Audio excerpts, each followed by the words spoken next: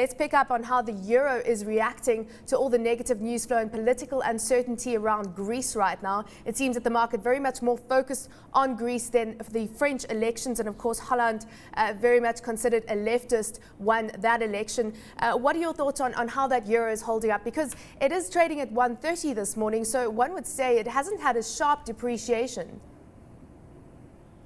No, it hasn't had that much of a sharp depreciation, but we do see that there could be some political event risk coming through during the course of the day and over the next few trading sessions on the back of the fact that the German Chancellor Merkel is speaking today and a number of other ECB officials are also talking. But the main factor behind all of this is the fact that the risk on environment is really quite rife at the moment, and the fact that there's no, Greece is not likely to form any kind of new government anytime soon. So there is some political event risk coming through, and which could possibly keep the euro under significant pressure over the next few days. I suppose we have seen it now drop back below that 130 level in the past few minutes. Just looking at overall, though, some of the supportive factors that have been cited by the market, some saying that we could have the potential for a continued deleveraging and fund repatriation by European companies and financial institutions back into Europe. That's, of course, to strengthen their balance sheets. How much of a supportive factor would that be to the euro? It will have a significant support factor, but what we also have to consider is the fact that there has been significant talk with regards to whether Greece is going to fall out of the Eurozone.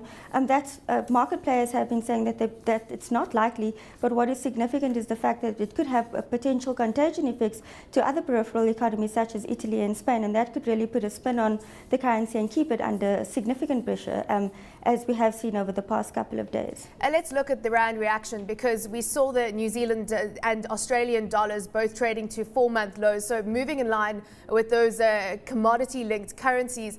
What are your thoughts on where the rand is going to go today? Because are we going to see more downside risk? Are we going to see the rand potentially breaking 8 rand? Well, what we saw yesterday was very bleak data coming out of the South African economy.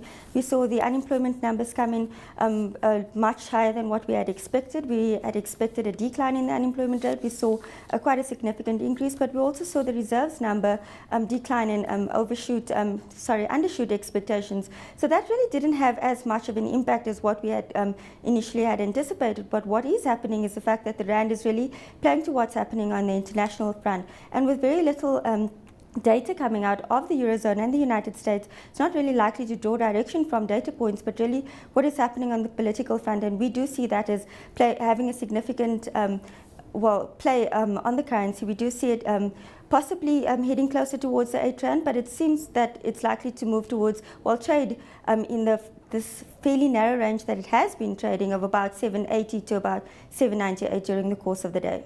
So the risk of it breaking that 8 rand level you see is minimal right now?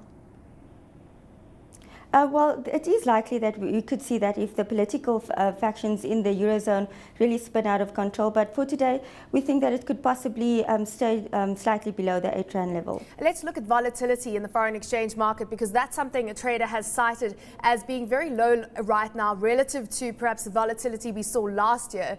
Last year, August, we saw a sharp depreciation in the rand and volatility around 50 at that point in time. And now the volatility index sitting at around 19. So how does this impact trades in the currency market? Well, volatility seems to be more or less on a day-to-day basis. What we did see in August last year, when the VIX volatility index was hovering close to the 50 level, was significant downward pressure on the currencies, on the equity markets. We saw we saw a fallout in financial markets during that time. We did see, however, that some kind of rebalancing happening towards the beginning of this year, and that really saw the VIX volatility index come off slightly and is now hovering, as you mentioned, in the region of about 19. We are expecting to see the rand trade within a fairly narrow range, as I mentioned earlier, on the back of the fact that we are really only seeing day-to-day volatility movements rather than what we did see in August last year, where we had very erratic movements. So we are taking some direction from that.